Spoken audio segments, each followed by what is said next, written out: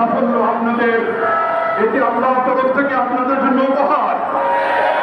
কিন্তু এই সংগ্রাম এখানে শেষ নয়। আমরা খেয়াল করেছি জনগণ যখন এই দালালদের প্রত্যাখ্যান করেছে, দালালদের যখন দিনভরে প্রত্যাখ্যান করেছে, এক দালাল পালিয়ে যাওয়ার পরে এই বিপ্লবকে চুরি করার জন্য আরো কিছু দালালের অপচেষ্টা দেখা যাচ্ছে।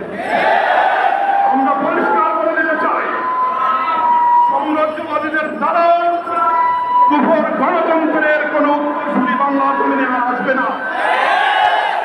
জনগণ কোনোভাবে গ্রহণ করবে না।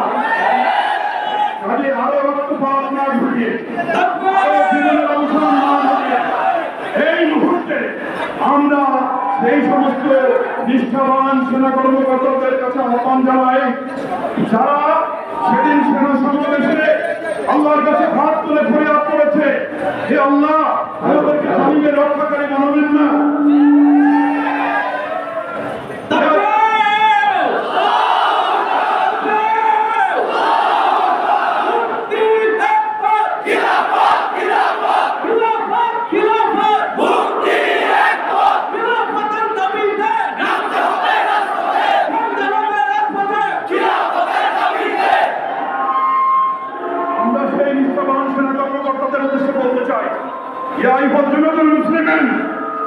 শুধু বাংলাদেশ নয়, সারা দুনিয়া থেকে জুলুমের অবসান ঘটানোর সুযোগ আপনাদের হাতে এসেছে। আপনাদের ভিতর থেকে একজন সাত দিন ধরে আসতে হবে, অবিলম্বে ক্ষমতায় রাষ্ট্র পুনঃপ্রতিষ্ঠা করতে হবে। আপনাদের সঙ্গে পুরো বাংলার মুসলমানেরা রয়েছে, তাবৎ বিশ্বের মুসলমানেরা রয়েছে। মুসলমানের রক্ত, মুসলমানের জীবনের বিনিময়ে আমরা কুফর গণতন্ত্র চাই না। আমরা তাদেরকে শহীদের মর্যাদায় দেখতে চাই, এবং তা কেবলমাত্র আল্লাহর দ্বীন প্রতিষ্ঠার মাধ্যমে সম্ভব।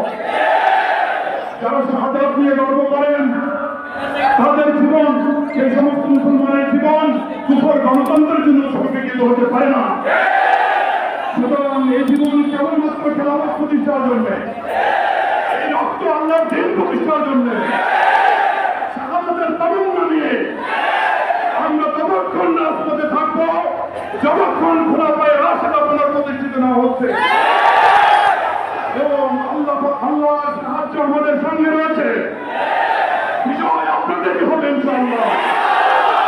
নাসরুম মিনাল্লাহি ওয়া ফাতহুন করিম।